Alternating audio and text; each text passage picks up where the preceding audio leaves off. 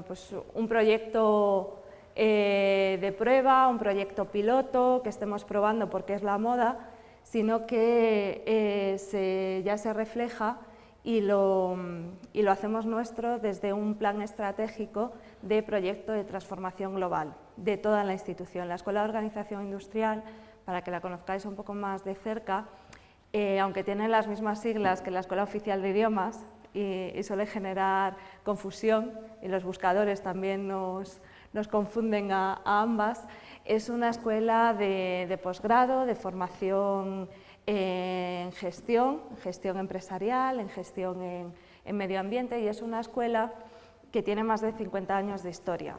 Tiene 2 campus, uno en Madrid, otro en Sevilla, y es una fundación pública, una fundación del sector público. Depende del Ministerio de Industria y ese es su contexto, ¿no? La naturaleza de quiénes somos y qué es lo que hacemos.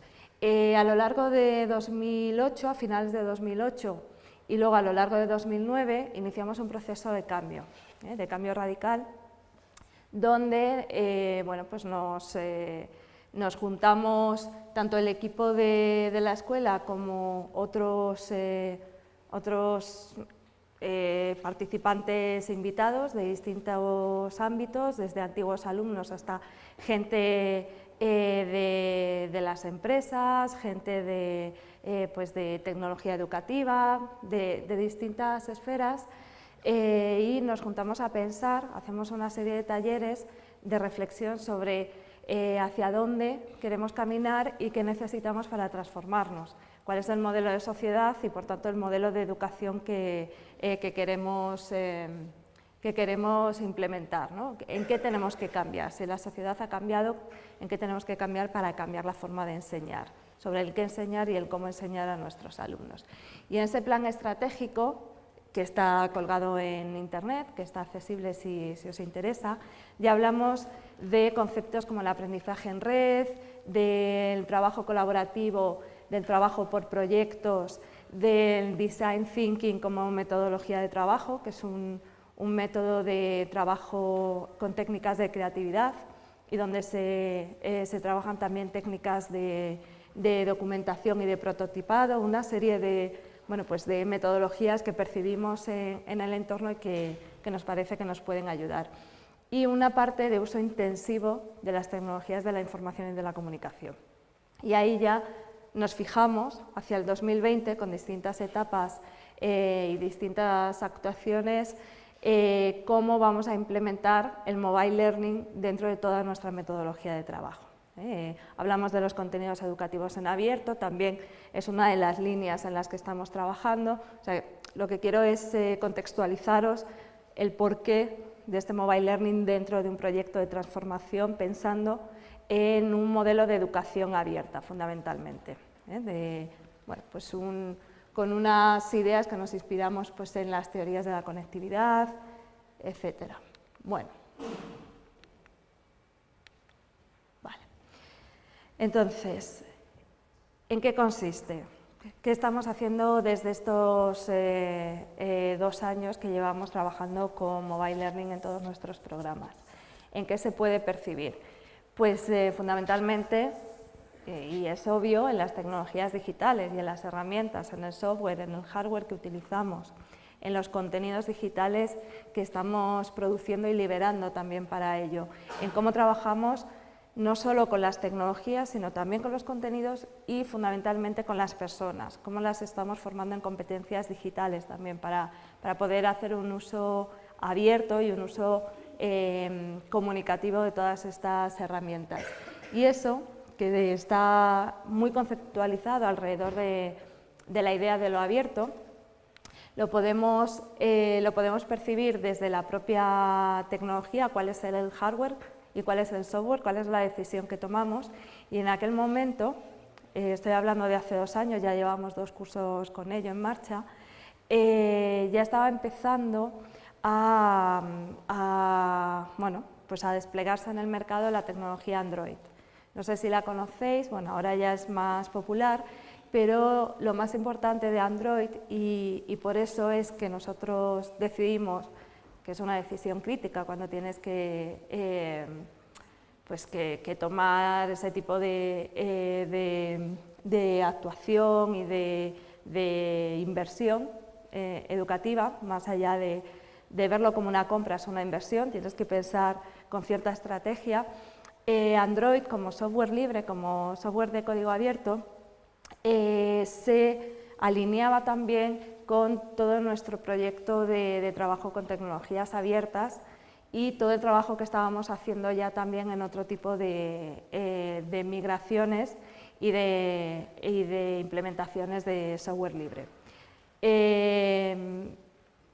Android estaba empezando, era muy arriesgado, ahora ya está en una fase muy estable, el crecimiento de Android ha sido brutal, especialmente en el último año, y ahora bueno, pues es muy fácil encontrarlo, ha desarrollado también con mucha rapidez sus versiones y bueno, pues está dando un rendimiento más que aceptable. En aquel momento era una decisión de riesgo, pero la asumíamos porque también bueno, creíamos que estábamos participando y apoyando de alguna forma un proyecto de innovación tecnológica y de innovación social también, ¿no? Con el uso de código abierto.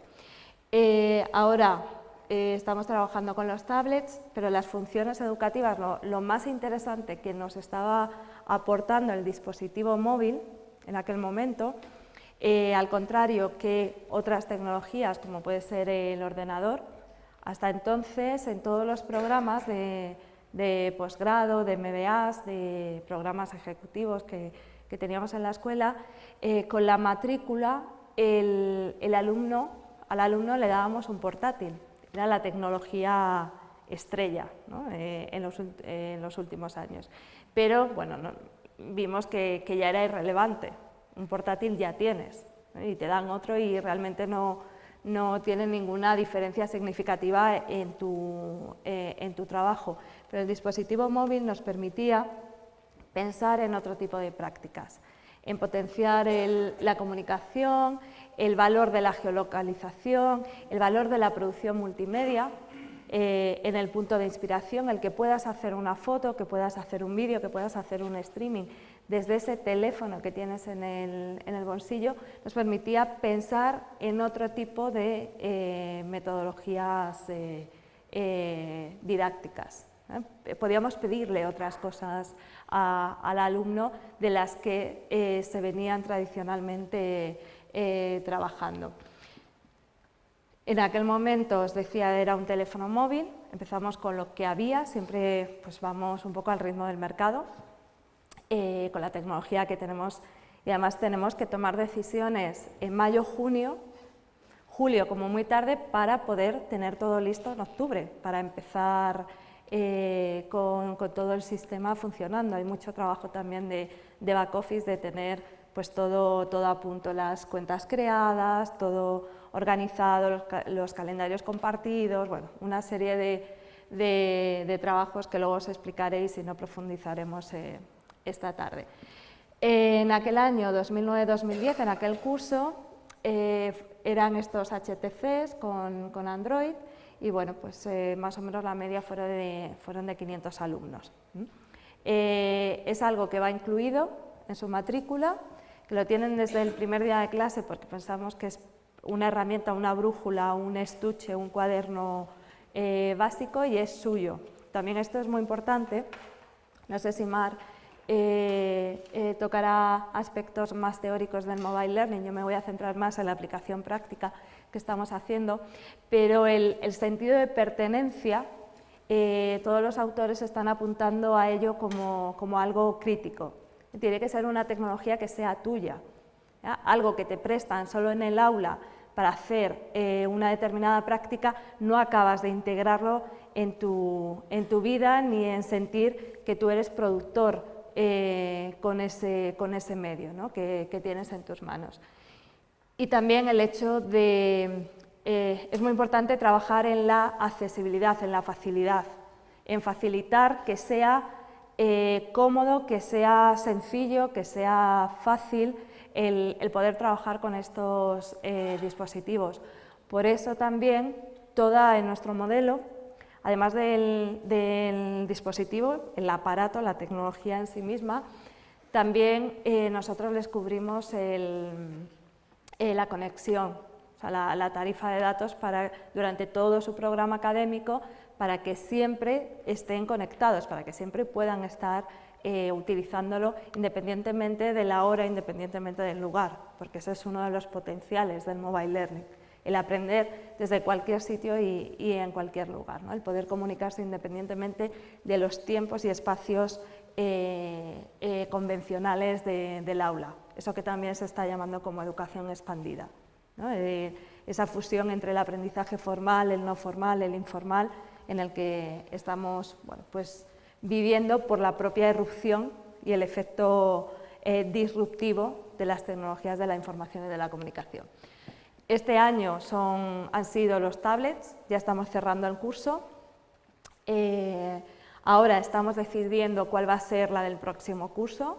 Estamos evaluando distintos dispositivos, tamaños, para decidir cuál es la más efectiva, porque bueno, un mayor tamaño de pantalla te permite hacer otras cosas, la experiencia de visualización es más potente, pero el tamaño no lo hace tan portable, ¿no? Y bueno, pues ahí estamos con dudas internas, ¿no? Viendo qué es lo que nos está deparando el mercado y también qué tipo de servicio nos puede dar.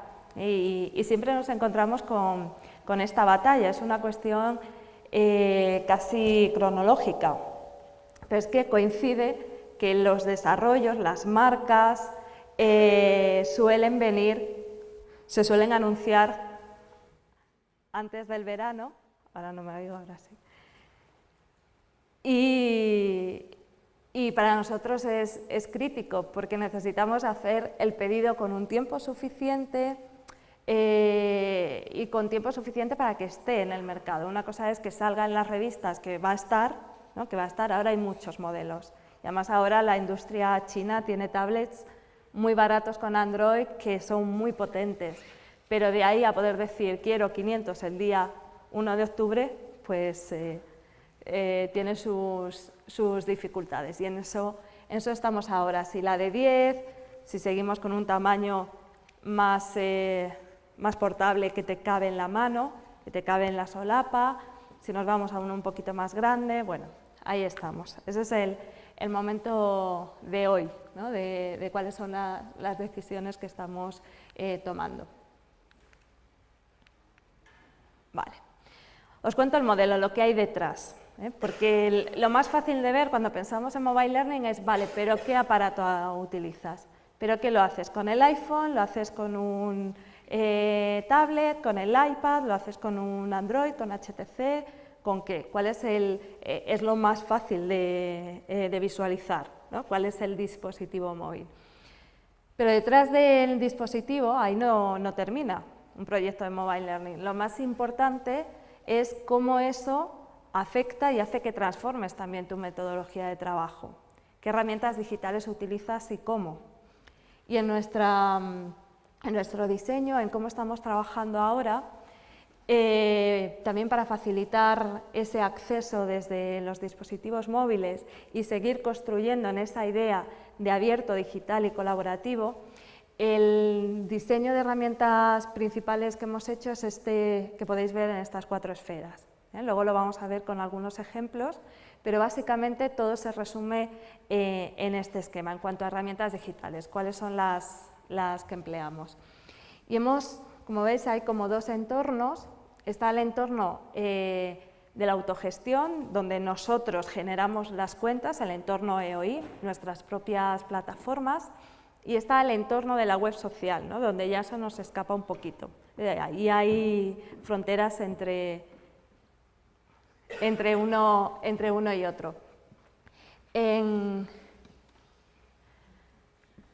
Partimos, y este modelo lo aplicamos tanto a los programas que son presenciales, porque tenemos másters de lunes a viernes o de quincenales, los fines de semana, distintos modelos, pero también tenemos otros que son puramente online y algunos que son más híbridos, pero todos, tanto unos como otros, aplican este modelo intensivo de uso digital.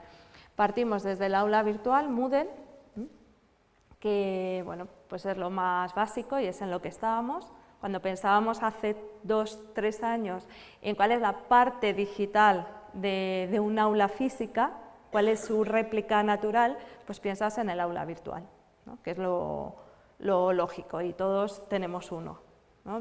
Con una tecnología o con otra.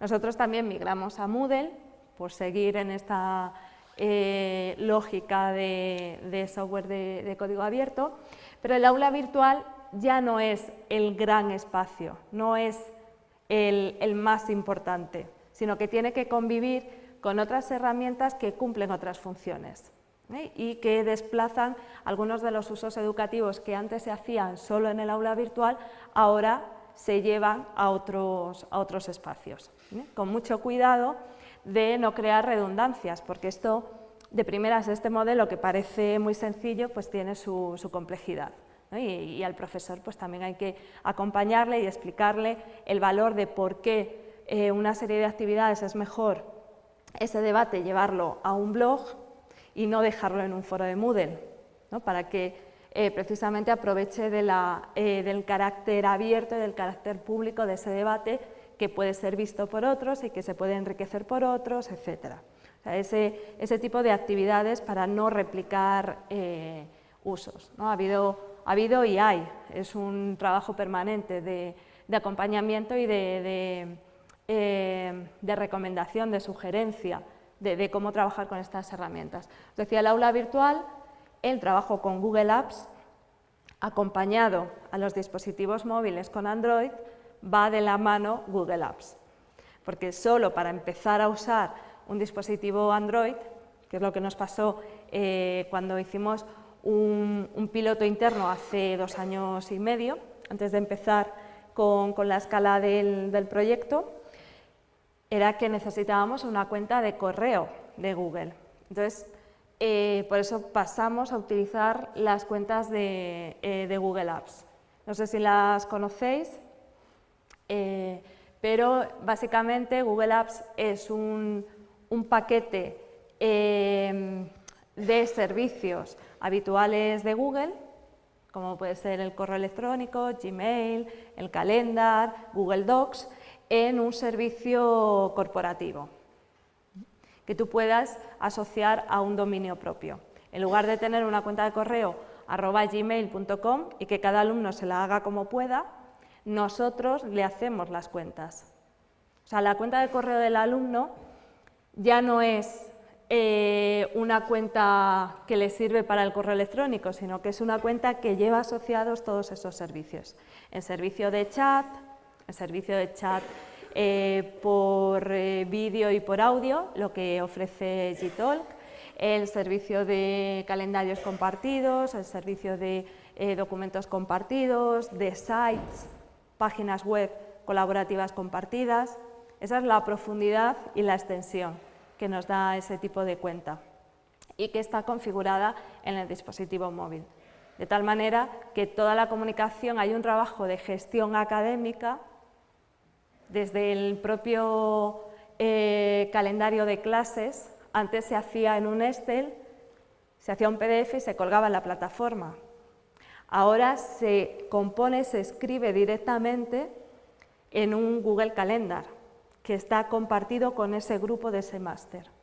O sea que hay un trabajo de gestión, de forma de comunicarse con los alumnos, y luego hay un trabajo de aula, de didáctica, de cómo ellos trabajan con los profesores.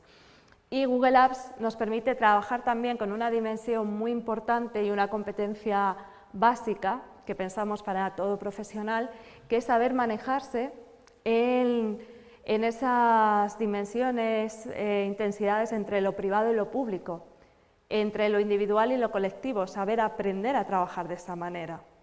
Y ese tipo de herramientas nos permite, ¿no?, mantener esos distintos niveles y saber cuándo trabajamos de una forma y cuándo necesitamos trabajar de otra. Eso va acompañado también con un trabajo en blogs. De tal manera que también el primer día de clase el alumno no solo tiene, aquí tienes tu dispositivo, ¿no? Tienes tu tablet, en su momento fue un smartphone,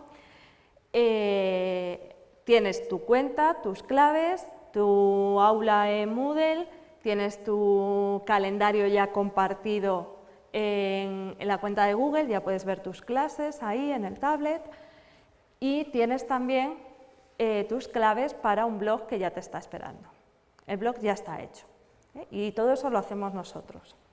En toda esa apertura de cuentas, con unas reglas de nombre de usuario, bueno, para simplificar, para que sea la misma en todos y con el objetivo, también el blog, de que practiquen, o sea, de que sea un espacio más, pero un espacio muy relevante dentro del trabajo que van a hacer a lo largo de ese periodo formativo.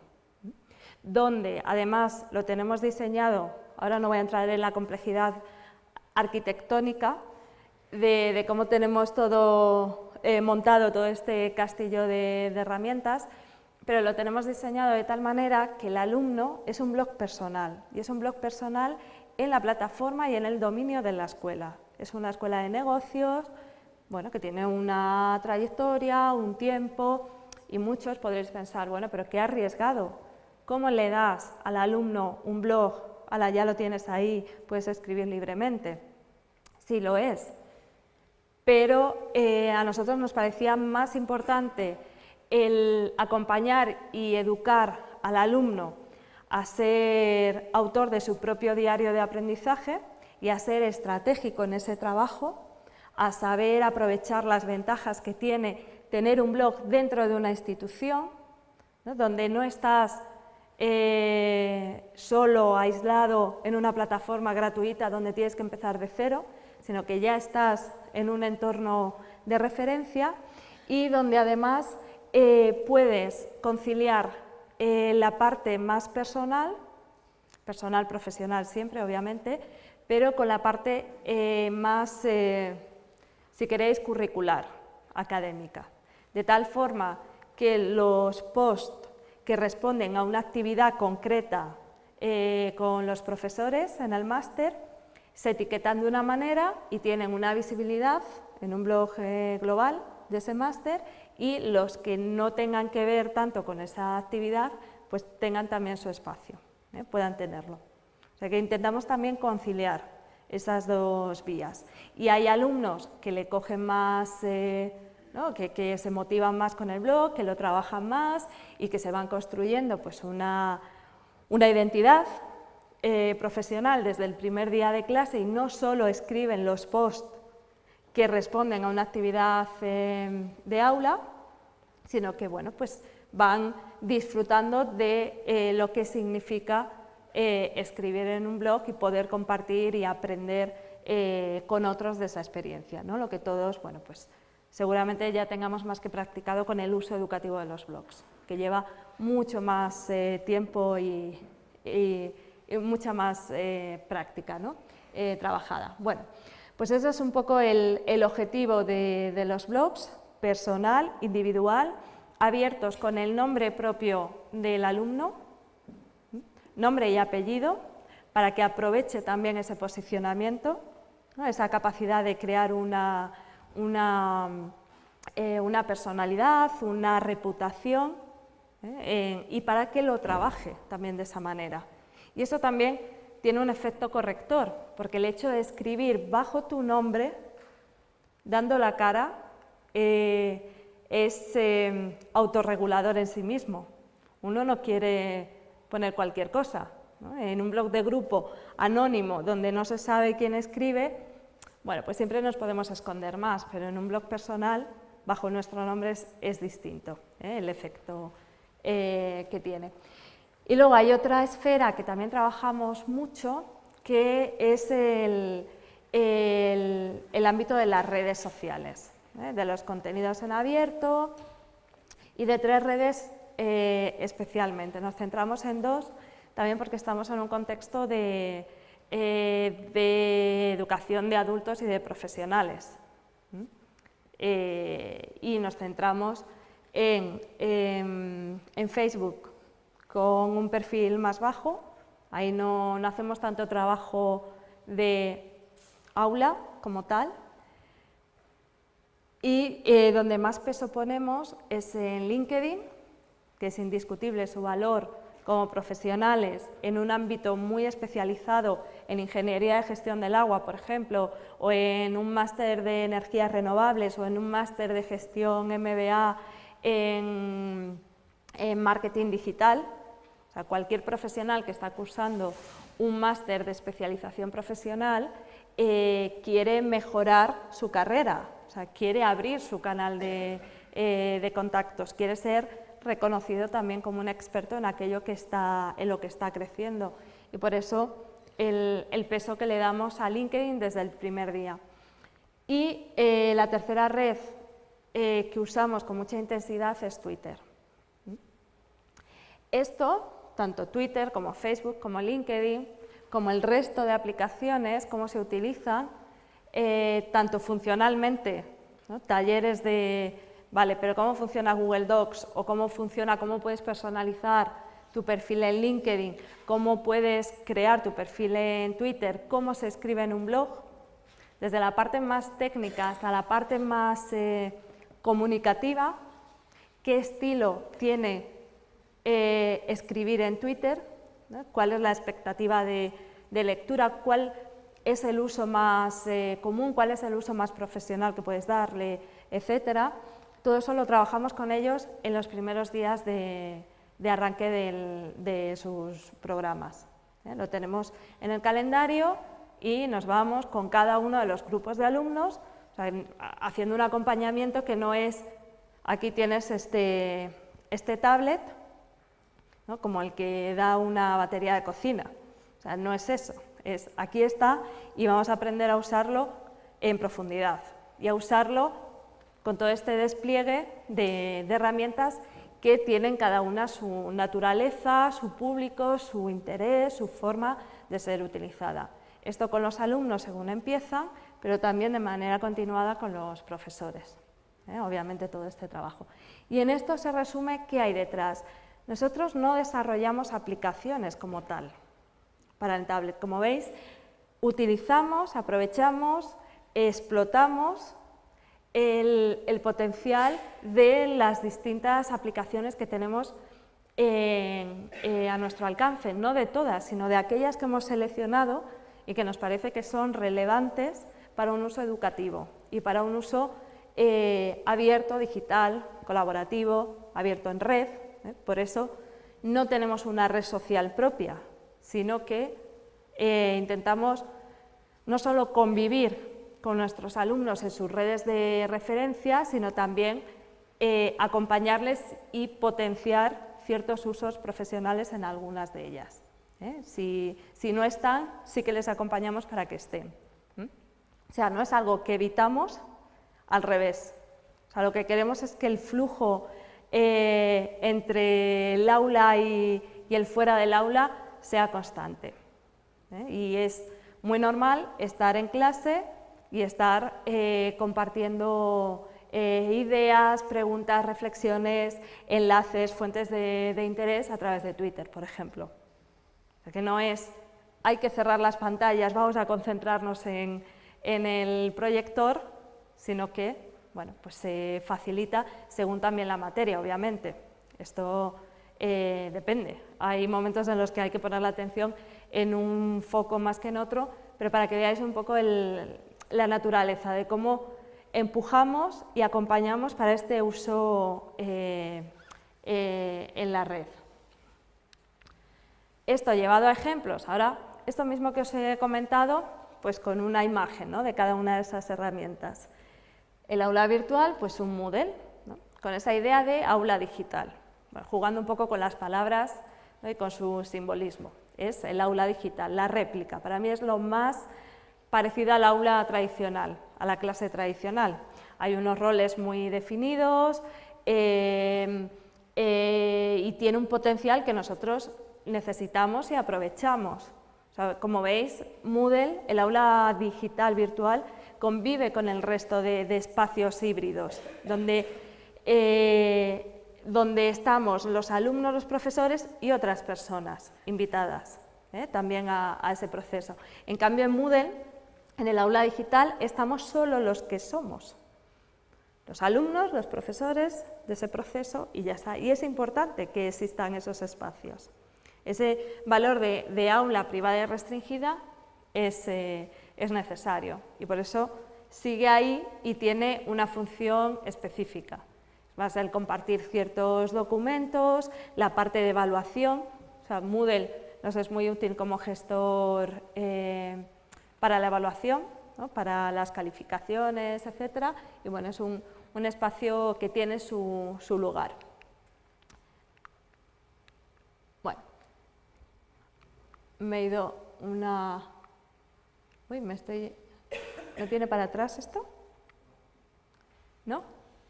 Todo bueno, es una metáfora de la vida, ¿no? Siempre hacia adelante. Bueno, pues bueno, no pasa nada. En el ordenador que le dé... Bueno, pues vamos a...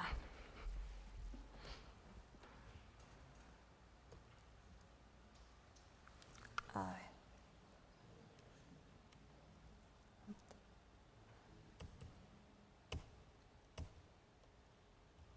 Vale. Bueno. Prometo no intentar ir para atrás más. Bueno.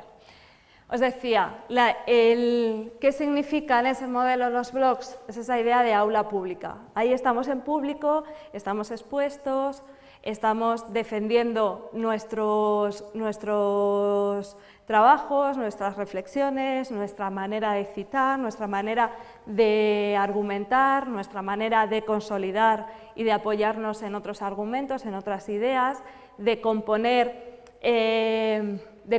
ideas con materiales multimedia, con un gráfico, con un vídeo, ¿no? de hacer otro tipo de composición. Y no solo se lo hacemos al profesor, sino que se lo estamos haciendo al mundo. Lo estamos haciendo bajo nuestro nombre y aprovechándonos también de esa difusión y de ese marco referencial de hacerlo dentro de la escuela, ¿no? de poder ser pues, un autor y tener esa columna ahí y poder beneficiarse también de los comentarios.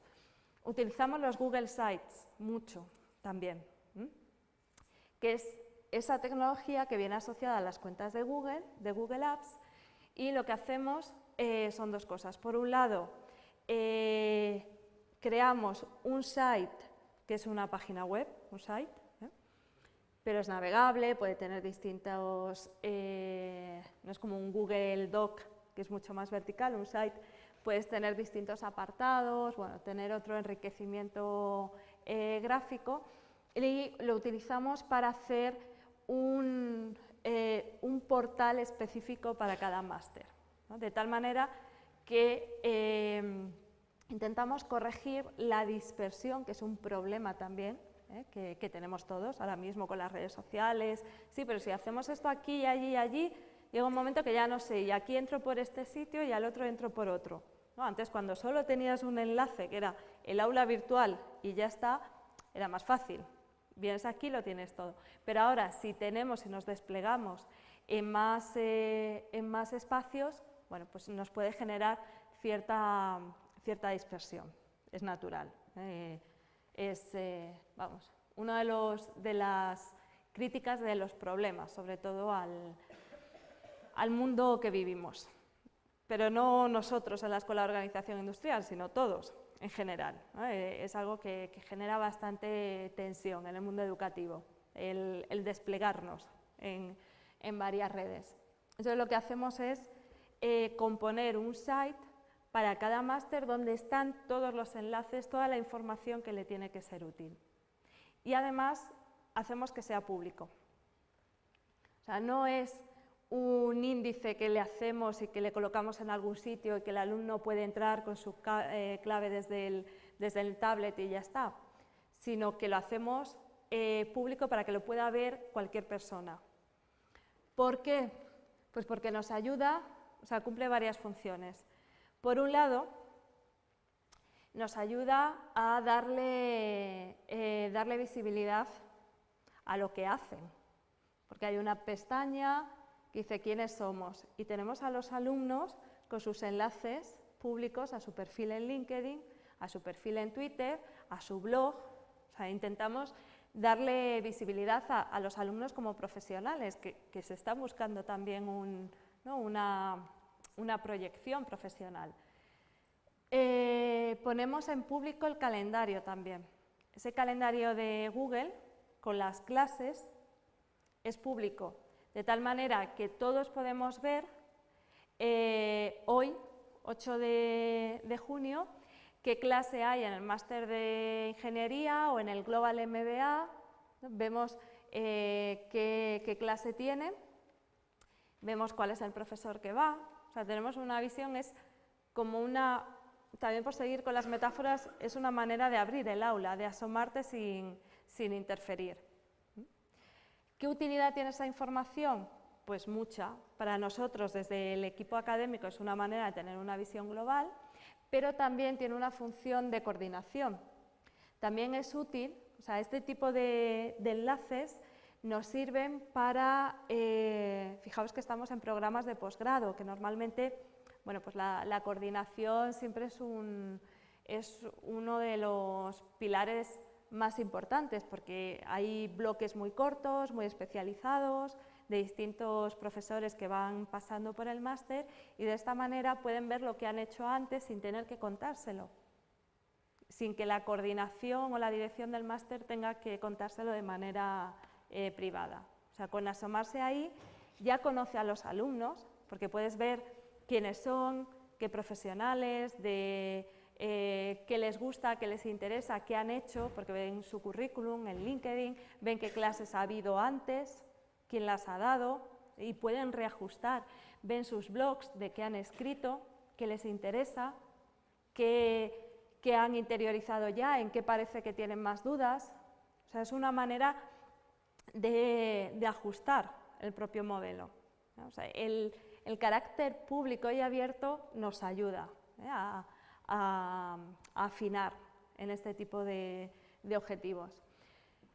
Y para el alumno obviamente es muy útil también porque tiene todo a mano, ¿no? Sus contenidos, los horarios, el enlace a Moodle, aunque luego tenga que entrar con contraseña. O sea, no es que haya una intranet y una extranet, eso es un concepto de la web 1.0. Es una web pública que tiene puertas que están cerradas, que es distinto. Si hay un enlace a Moodle, obviamente solo pasará el que ponga su clave. ¿Entendéis?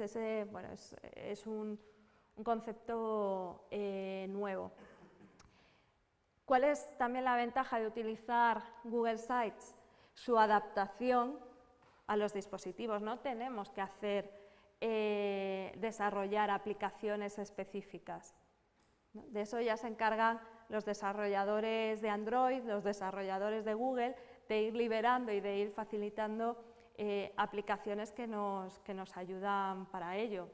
Tanto para los blogs, tenemos aplicaciones de WordPress que lo hacen el acceso mucho más sencillo, y la visualización, o sea, el propio desarrollo web, la forma de ver este tipo de páginas en el tablet es mucho más, está mucho más conseguida, más adaptada. Y de esa manera, bueno, pues trabajamos para la web, pero sabiendo que se adapta muy bien al móvil. Y no tenemos que invertir, tenemos que saber dónde poner los recursos. Si lo ponemos más en formación y en ese diseño metodológico y de herramientas digitales, que en el desarrollo técnico, ¿no? De unas aplicaciones específicas que más te obligan a estar constantemente actualizándolas. Y bueno, como no hay recursos para todo, pues hay que tomar decisiones y esas son las que hemos tomado. Bueno, la idea del aula taller es parte también de toda esta transformación que va acompañada, de trabajar más por proyectos, más con las manos, de cambiar incluso la disposición de las aulas, la manera en que están configuradas. Estamos haciendo obras constantemente, ya las hicimos en la parte de biblioteca, ahora hay un un nuevo aula taller, bueno, todo eso nos está condicionando, lo digital también nos pide cambios en lo físico, en las formas de trabajar, si vamos a trabajar más en grupo, más en red, ¿no? De otra manera, si los contenidos ya los tenemos accesibles en repositorios, tanto en vídeos como en documentos en PDF, bueno, pues no vamos a invertir el tiempo de aula en ciertas redundancias, ¿no? Cuando la suerte de poder estar juntos, ¿no? Nos tiene que llevar a dinámicas de otro tipo, de mayor interacción, ¿no? de trabajar más que de escuchar. Los sites, os decía, los utilizamos, los hacemos nosotros, uno por programa, hemos diseñado unas plantillas, las replicamos y las componemos con la información específica de cada máster. Pero luego también hemos hecho otras plantillas para que los alumnos también trabajen sus proyectos de máster, los trabajen con estas herramientas, donde ellos son los autores. En los otros no escriben nada, son portalillos con información de interés para que consulten, pero luego ellos trabajan en sus propias webs los proyectos de final de máster. También para practicar y para educar en la cultura del work in progress, de la publicación en abierto, de los trabajos en curso, del proceso por encima del resultado, de tal manera que están constantemente trabajando en el site, que también es público, aquellos avances de su trabajo en grupo, lo cual nos facilita mucho la coordinación, tener una visión panorámica de qué se está trabajando en los distintos grupos y también ayudar a la promoción de esas especialidades. Saber que se está trabajando en fotovoltaica X dentro de un máster pues es relevante, saber que hay cuatro alumnos que se llaman así, así y así, que los puedo contactar en LinkedIn porque tengo su perfil, pues es importante hacer eso. ¿Qué más cosas? Los contenidos. En paralelo al trabajo con los dispositivos y al trabajo con las herramientas de trabajo de alumnos, también hemos desarrollado, también con sistemas de código abierto, una mediateca para los vídeos. Todo lo que generamos, grabamos clases, grabamos todas las conferencias, las emitimos en streaming, o sea, intentamos explotar la vida digital de lo que antes era solo físico. 4 minutos, bueno, voy a ir avanzando. Y esos contenidos los colgamos para que sean accesibles. Android tiene una ventaja y es que reproduce Flash. Entonces, los vídeos se pueden ver muy fácilmente y si además lo estamos emitiendo en streaming también se puede conectar. Y tenemos alumnos en Latinoamérica, tenemos alumnos en toda España, muchos programas son online. Y el que tengan la posibilidad desde su dispositivo, si esta tarde hay una conferencia a las 6 en el salón de actos, aunque no sea parte de su calendario de asignatura, es un contenido de aprendizaje. Y el poder tenerla, verla en el tablet, escucharla, si no quiere estar viéndolo constantemente, pues eso es aprendizaje móvil, es parte de los contenidos. Lo mismo con el repositorio de documentación, de casos, de investigaciones, todo lo que generamos, toda la parte de investigación y publicaciones lo estamos publicando en un repositorio en abierto, en Savia. Está desarrollado también con código abierto, en este caso con Fedora, es lo que corre detrás. Y además todo lo que publicamos lo publicamos con licencias abiertas, con licencias Creative Commons, donde cedemos, abrimos el uso de esos contenidos, no solo para nuestros alumnos. Ya pensamos que la red es nuestra aula global, nuestros alumnos, nuestros potenciales alumnos, vosotros, los vuestros, cualquier persona que le pueda interesar, en esta idea de los contenidos educativos en abierto, ¿no? de liberar conocimiento para seguir generando.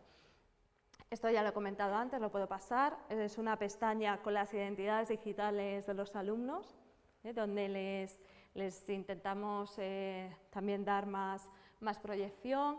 Todos los programas tienen una etiqueta definida, que es la que utilizan en sus conversaciones en Twitter, por ejemplo, para poder identificarse como grupo, compartir un enlace, una noticia de interés, y eso pues sucede en cualquier momento. Van en el metro o bueno, donde vean esa noticia, la están consultando, la quieren compartir con su grupo y la ponen en su perfil en Twitter. Es algo instantáneo y es una manera de ir generando entre todos.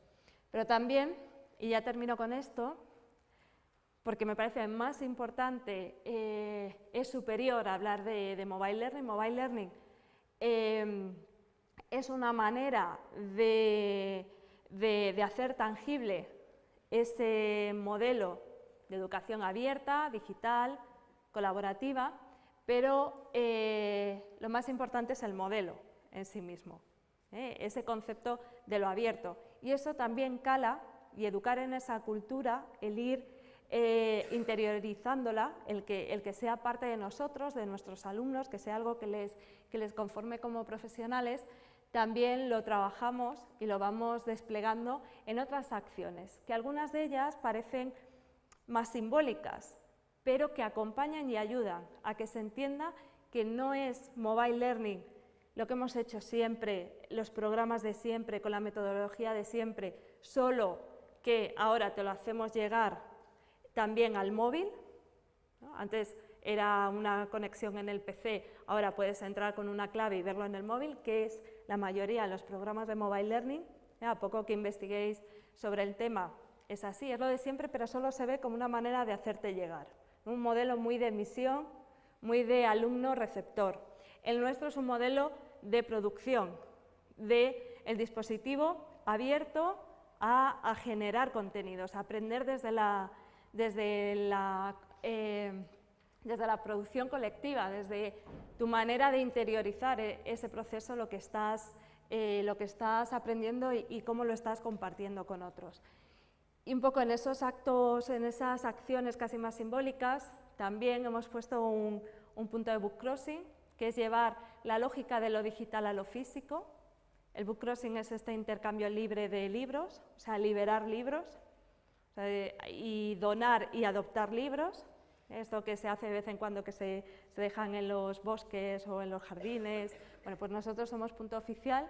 Bueno, también por ir percibiendo, ¿no?, esa transformación en muchos gestos.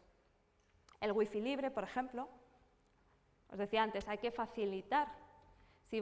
Si yo vengo aquí y me quiero conectar con el móvil, ¿no?, y tengo una clave rarísima que se la tengo que pedir a 50 personas, hacer un trámite muy burocrático, pues al final se me quitan las ganas. Iba a subir una foto, pero la conexión es muy mala, pues también se me quitan, ¿no?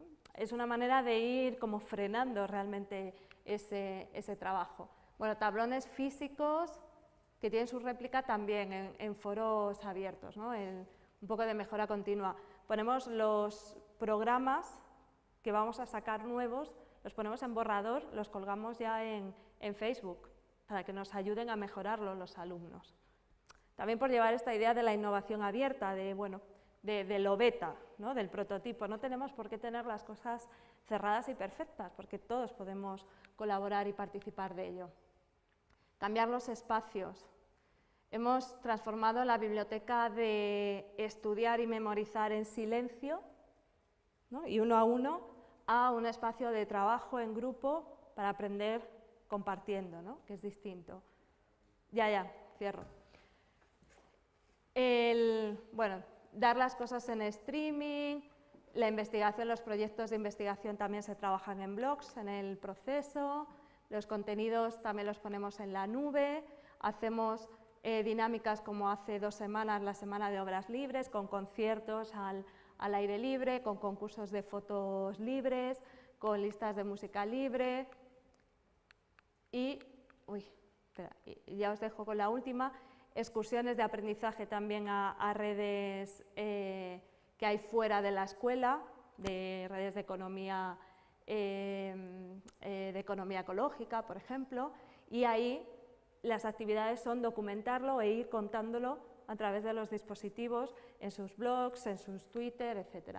Y con esta termino un poco resumiendo 3 ideas importantes alrededor de Mobile Learning, que son los contenidos en abierto, las metodologías de aula también con esas lógicas de trabajo colaborativo. El Design Thinking es una de esas técnicas.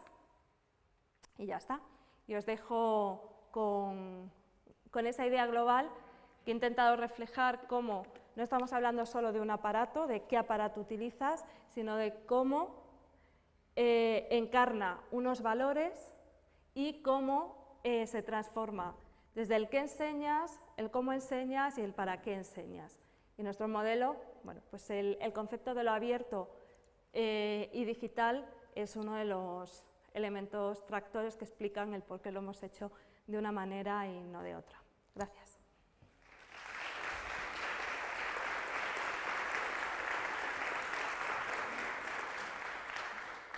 Muy bien, muchas gracias. Las preguntas y los comentarios para la participación de las ponentes las vamos a dejar para la parte del coloquio que tendremos después de la pausa. ¿Te acercas? Necesitamos que conecte alguien aquí. En tanto arreglamos estos temas técnicos, quiero